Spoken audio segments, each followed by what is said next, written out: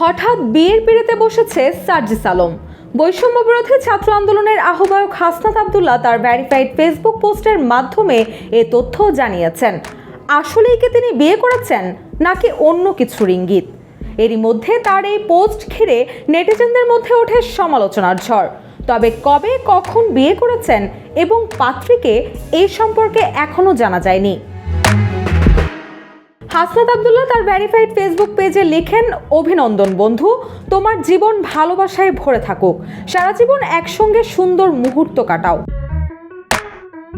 এছাড়াও সামাজিক যোগাযোগ মাধ্যমে এক ফেসবুক পোস্টে সার্জিসকে বিয়ের জন্য শুভেচ্ছা ও শুভকামনা জানিয়েছেন উপদেষ্টা আসিফ মাহমুদ সজীব ভুঁইয়া। ফেসবুকে বিয়ের ছবি পোস্ট করে আসিফ মাহমুদ লিখেছেন, নবজীবনে পদার্পণে অভিনন্দন সার্জিস ভাই, বিবাহিত জীবন সুখের হোক। RICL TMX, যুগের পর যুগ স্থাপনা থাকে মজবুত। বৈষম্য বিরোধী ছাত্র আন্দোলনের অন্যতম সমন্বয়ক ও জাতীয় নাগরিক কমিটির মুখ্য সংগঠক হিসেবে দায়িত্ব পালন করেছেন সার্জিস আলম। উপদেষ্টা ও সমন্বয়কদের পোস্টে নেটিজেনরা ভিন্ন ভিন্ন মতামত প্রকাশ করেছেন। কেউ কেউ বলছেন হেলিকপ্টার দিয়ে বিয়ে করতে গেছেন কিনা, এমন নানান প্রশ্ন ছুড়ে দিচ্ছেন নেট দুনিয়ায়। আবার অনেকেই তাকে শুভেচ্ছা ও অভিনন্দন জানাচ্ছেন।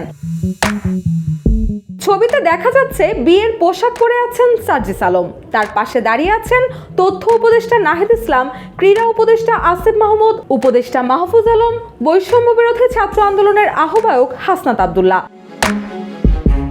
এর আগে গত 11 অক্টোবরে বৈষম্য বিরোধী ছাত্র আন্দোলনের আহ্বায়ক হাসনাত আব্দুল্লাহর বিয়ে ঘিরে নানা নাটকীয়তার জন্ম দেয়, যা সামাজিক যোগাযোগ মাধ্যমে বেশ ভাইরাল হয়।